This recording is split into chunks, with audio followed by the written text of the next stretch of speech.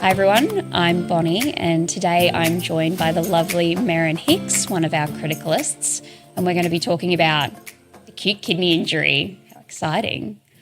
So we'll jump straight into it. I guess thinking about an AKI case, what I really wanted to talk today about was fluid therapy in the AKI setting. But I guess let's imagine a situation where we're presented with, an unwell dog. Let's just say we've got a middle-aged dog, unwell, presents unwell, and is found to be fairly acutely unwell and markedly azotaemic on blood work. From a critical care perspective, how would you approach treating? Like, what's important to you? How do you approach treating that patient? It's a really great question, Bonnie, and thanks so much for having me today. I do really love an azotaemic animal. I know that sounds bad, but at least when we have azotemia, we've got a body system that we can focus on. And in emergency, we don't always have that. We can have an unwell animal, and it's really hard to localise which body system that we're dealing with. So first and foremost, I think something that's really, really important in the azotemic patient is taking a good clinical history and having a talk to the owner. And even after all these years in emergency and critical care, the foundation of what I do is still my clinical examination. And again, AKI versus CKD or the acutely collapsed dog that you're talking about, very unwell, there's no time where the physical exam is not as important. So the first thing that I'm going to do, whether I have a colleague or a student take a detailed history, is I'm going to examine the patient and see where we're at with our fluid balance. And in particular, we're going to be assessing that patient for cardiovascular shock. So generally in ECC, we think of our fluid therapy in three phases, and that's emergency or resuscitation phase. So what am I going to do with that dog in the first 15 or 30 minutes? We've obviously already got some blood work. We've got an IV catheter in, and we've got some basic parameters like blood pressures and blood lactate, but assessing whether or not that patient's in shock. And we can get an awful lot of information from our 6 perfusion parameters. So our basics of heart rate, gum colour, refill time, pulse quality, rectal temperature and mentation. And I also really like to feel the pause, and that gives me an idea about circulation. But assuming that the dog is not in shock, we can verify that to some extent with some more objective data like a normal blood pressure, a normal lactate. Sometimes we calculate things like the shock index. But assuming that animal doesn't need shock rate fluids, we can begin to start thinking about the rehydration phase. And that's when we do really like to put our internal medicine brain on as well and start to think, what would Bonnie do, or what would Alison do, or what would Catherine do in terms of working out why this patient's so azotemic. A lot of cases that we see on emergency very much are acute kidney injuries. So they're animals in good body condition. They've got lustrous coats. They haven't lost weight. They haven't had a chronic illness history or a chronic CKD history. Whereas, as most of our listeners will know, if it's a chronic disease process, that's going to be an unwell dog or cat that's been unwell for a little while and maybe doesn't look so great in terms of its general body condition, its coat condition and so forth. But for a sort of fairly straightforward AKI patient where I'm fairly confident initially that it is an acute disease process, starting the rehydration phase of our fluid therapy along with collecting some appropriate diagnostics is usually where I start. And it's actually a really great time to do a podcast on AKI because the IRIS, or the International Renal Interest Society, has published some best practice guidelines. So it's not a consensus statement as such, but it's pretty much the same. It's a panel of experts that have put a paper out there that really guides us as to what we should be doing in these cases, which is really great because to the best of my knowledge, we haven't had consensus guidelines on AKI in recent times. The guidelines do suggest rehydration a little bit faster than I'm generally comfortable with. I'm very much a 12-hour rehydration person, and longer if there's evidence of cardiovascular disease. But I believe that the AKI guidelines do suggest we can rehydrate as quickly as 6 to 8 hours. But nonetheless, however you feel that the animal is dehydrated, again, using our clinical exam, looking at clinical indicators of interstitial dehydration, that is quite different to those shock parameters that I just talked about. And dehydration indicators are things like dry gums, sunken eyes, and a skin tent. But let's say that patient's estimated to be 7% dehydrated. I will generally look at rehydrating that patient over a 12-hour period and calculating my fluids from there. Yep. And do you have, I guess, when you're moving out of that rehydration phase, and you're comfortable that you've addressed that, and just say we've had some improvement in renal parameters, but we're still in the face of azotaemia, what's your approach to the fluid therapy plan after that? Do you have a sort of recommended way to follow things there? Or, there's the old adage, it's, using fluids to kind of, flush those renal toxins out. True or false? Is that a... Yeah, I actually went to the IVEX conference in Nashville nearly 8 years ago now, and although I did drink an awful lot of Tennessee whiskey, I did go to some lectures as well, and they had an incredible Italian criticalist talking on AKI, and it was the first time that I'd heard this whole thing, don't flush the kidneys, net fluid balance and net zero fluid balance. And he actually put up a little picture of a toilet, and in his heavy Italian accent, he was insisting to all of us that the only thing that you ever flush is a toilet. And that's really stuck with me. His name was Alessandro Vigneto. I think he was at North Carolina at the time. But we have slowly but surely moved well away from flushing the kidneys. And this whole concept of net fluid balance means that when we've actually rehydrated that patient and we're confident that that patient is euhydrated, that we actually want to be providing fluids that match the patient's output. And that's what we call either matching ins and outs or aiming for net zero fluid balance, because in people there's a lot of evidence that that fluid overload is linked with mortality. And for a lot of our AKI cases, sometimes we don't even know what's caused the AKI. It might be an unknown toxin. For the majority of renal toxins, there is no antidote, even if we know what the renal toxicant is. So we need to buy that patient enough time for the kidneys hopefully to go through repair. And that's where we have to be monitoring their fluids in and out, literally hour by hour, because if we fluid overload that patient, we are going to have swollen kidneys, so we're going to have edema within the nephrons and the interstitium. But those effects of fluid overload are global to the patient, whether it's gut edema, whether it's brain edema, whether it's the classic sort of gelatinous fluid overloaded dog.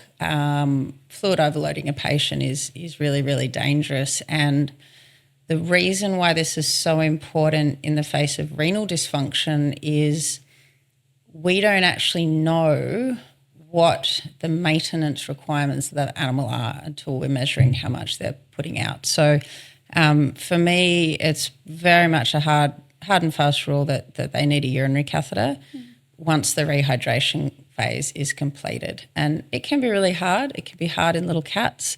It can be hard in big dogs sometimes, but I think things like weighing the litter, weighing the bedding, it's really hard to do. And I've done it all. I've done it with great care and diligence. But the basic principle of matching ins and outs is if we put a urinary catheter in and the dog that you're talking about is peeing out 3 mils per kilo per hour of urine, then we want to give back that dog 4 mils per kilo per hour of fluids, because that also accounts for insensible losses, so panting and fecal losses, which are around about 1 ml per kilo per hour. So it's actually not that difficult to do, but it's an incredibly important part of the management of AKI, given that dialysis is, to the best of my knowledge, not available in the state of Victoria. We do occasionally have clients from Penbet that will drive to Sydney, which is incredible to have dialysis up there. But, trying to get the fluids right. But I might turn over a question to you, given that you're head of our internal medicine. And let's just say I've collected all these samples for you in the middle of the night. I've got blood, I've got urine, I've got all the things. What's your approach to, say, working up that case or finding a diagnosis? I mean, I think, as you talked about earlier, history is really important. You know, obviously running through specific renal toxins with the clients, you know, being specific as to what they are and what the dog or the cat could have had exposure to. Travel history could be very relevant. We don't see a lot of leptospirosis in Victoria, but it does occur occasionally. And that's really, I think that's really important to think about in every AKI patient, even though it is really uncommon in Victoria because it is a disease that is zoonotic, so it has implications to our staff. Have you had many cases of lepto? Not at this clinic, but I have when I've been elsewhere in Vic. And it has really important zoonotic implications for staff and for clients, and it has a very specific treatment course. So I think we want to understand, you know, is there a concern around rodents on the property? You know, have we been in areas where there's been known leptospirosis outbreaks? And on the topic of testing, we do carry the leptospirosis point of care IgM test here, which I think is reasonable to run. You know, it's not particularly expensive. And again, for peace of mind, it's not 100% sensitive either. Like any antibody-based test, the patient has to have seroconverted. It has to have seroconverted, you know, to an antibody that the test is detecting, but we're thinking about doing. Thinking about husbandry, travel history, toxin exposure. Beyond that, I do recommend a urine culture in every case, and I think that's a really straightforward test that anyone could do. Like it's an easy test to run, and again, an important rule out, I think, because pyelonephritis, well, I wouldn't say it's actually overwhelmingly that common in the AKI patients that we see.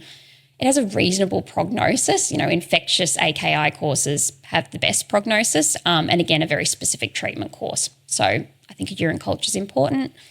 I think that abdominal imaging is also very, very important.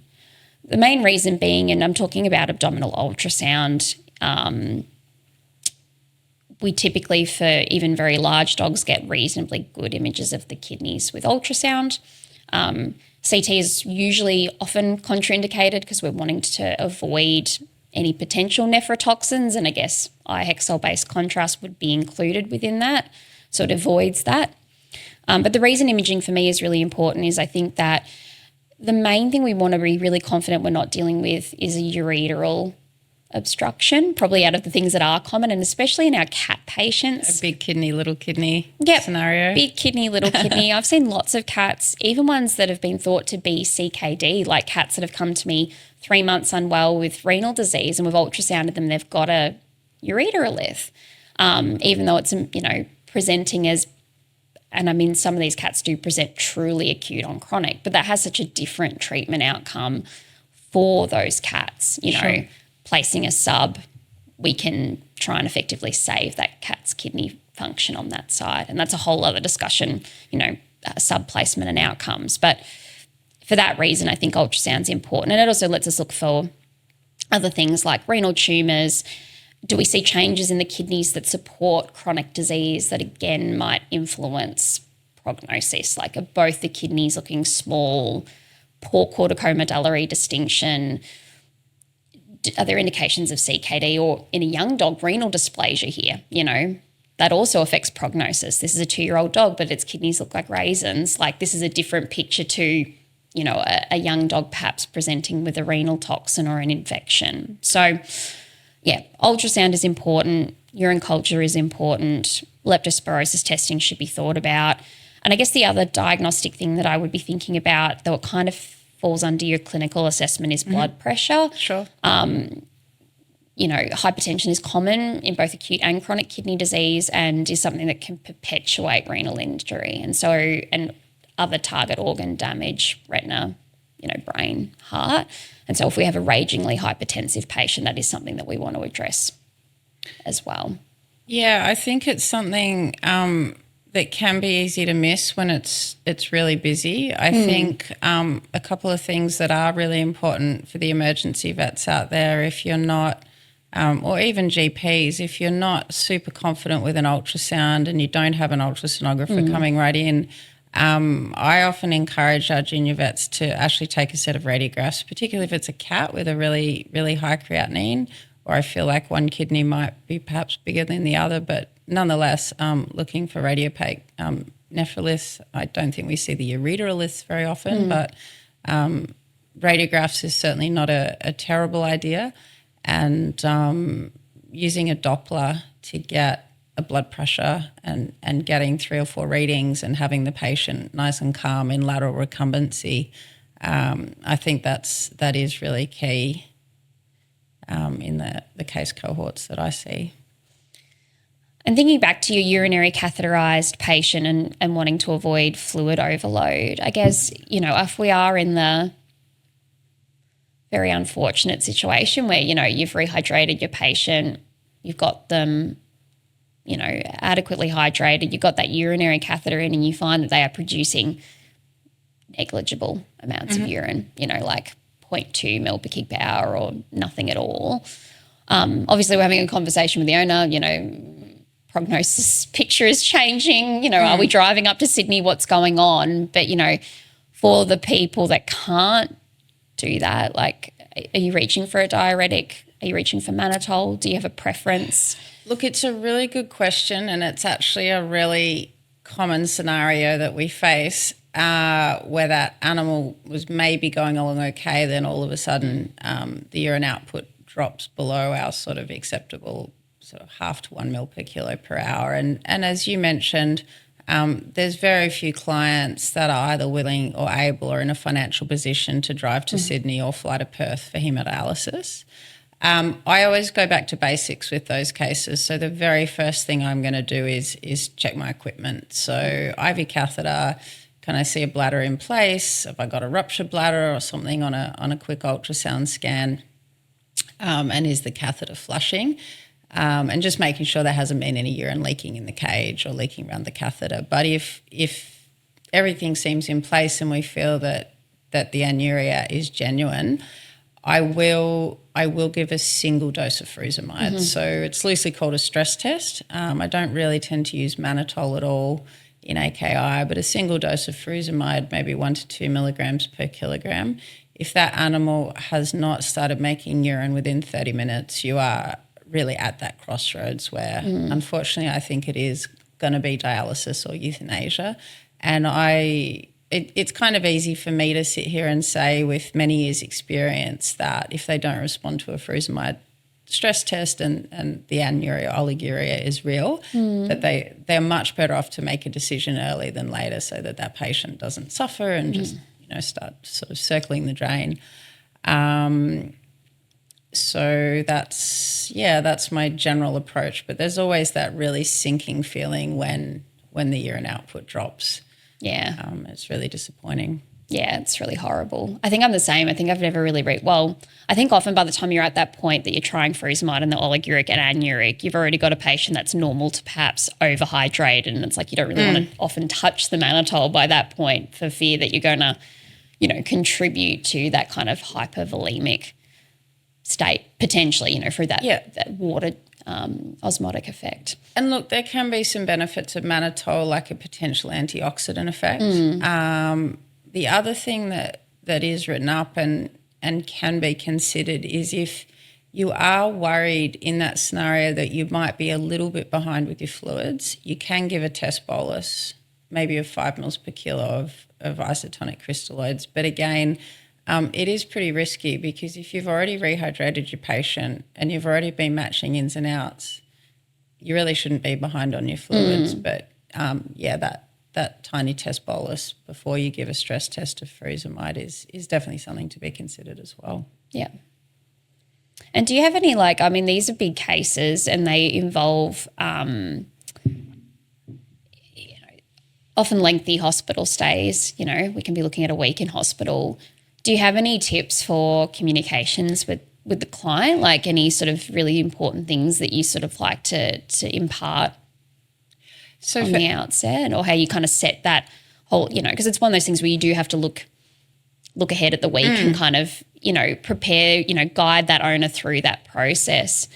Look, it's a really good question. For anyone that's ever worked with me, you've probably heard me rabbit on about family conferences in the ICU. And I think AKI is a really good example where we should be making decisions around cost and prognosis at the start. It's hard because we don't always have an answer of the cause of the AKI, but besides from that, I will always try and get the whole family, all the stakeholders, the decision makers for the pet in on the first day. So finances, prognosis, any pain and suffering, what's going to happen in the long term is all explained to, often there's multiple owners, we can have adult children, we can have grandparents paying the bill, or, the 18-year-old child's paying for it out of their savings. And so all those people that are making the decision, I think, need to be involved in that initial family conference,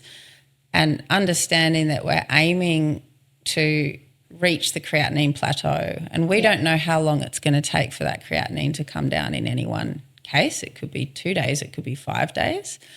And by plateau, you mean we've reached sort of steady state, it's not budging anymore. Correct. So how far? Adequate hydration and all those things, Yeah, how far can we get this patient along the road to renal recovery? Hopefully they're going to start eating by that time, and so maybe even starting, to talk about what home care looks like. But in that initial conversation, I think cost, prognosis and potential lengthy hospital stay is really important. And rightly or wrongly, because we don't always know the underlying cause at the start, I will generally say to my AKI clients that about a third of the cases will die in hospital. We put down about a third of the cases could make a full recovery, and about a third of the cases might recover well enough to go home but will have CKD in the long term. So that's just kind of just a loose guide for families and pet owners to know how the case might play out. Yeah, I'm the same. I think it's really important. It's one of those ones where you're like, yes, we can assess day by day and see how the patient is going. And I do think you tend to get a clear indication in the first few days, often, that creatinine's dropping quickly or it's not, or, you do tend to start to really understand which direction things, and sometimes you need the fullness of time to know. But on the same, it's very important, I think, to have that conversation early on that, the kidneys can take weeks to months to recover, Is it 9 months?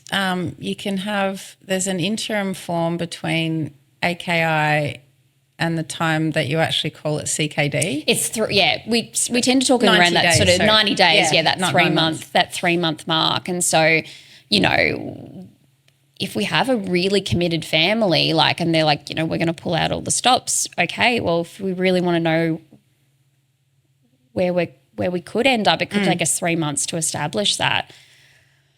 And what do we need to do to get there? Obviously, we have to look at the patient. We have to look at their quality of life. That's really important. Nutrition. I mean, feeding tubes, I think, are probably underutilised in a lot of these cases. If you have a really committed family and the dog can be transitioned into, O-tube-based care, fluid, food, all of those sorts of things, that often helps them get them out of the hospital environment. Yeah. No, I do really agree with that. And even in the acute setting, if we can start to get some early nutrition into these AKI patients, even with a nasogastric tube as a transition to an O-tube, there's a lot of reasons why that's really important. Yeah.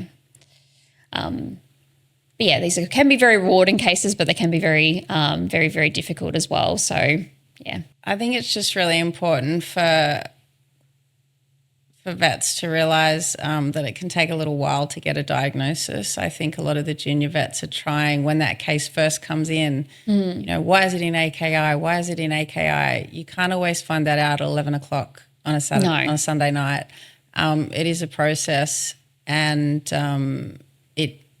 it can be hard, and it can be a little bit frustrating. We can spend an entire day working that case up together, as we do often, only to find that we don't have a really great reason as to why its creatinine was 1,200 when it came in.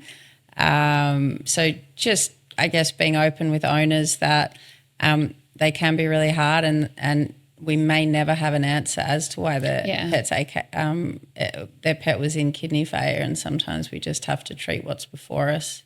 Yeah, exactly right. I think that's the thing. Owners often want answers, and a lot of these investigations are important because they're about ruling in or out those treatable things, but there's going to be a solid number of these that are idiopathic, and we're literally supporting the animal and supporting the kidneys while we're waiting for them to heal or improve, or not, as the case may be. Cool. Well, thanks, Merrin, for having a chat with me. My pleasure. Great. And that's a vet wrap. Join us fortnightly for these podcasts. You can access them through our YouTube channel, Education Hub on the Peninsula Vet Care Emergency and Referral Hospital website, and all other platforms that you can source your podcasts.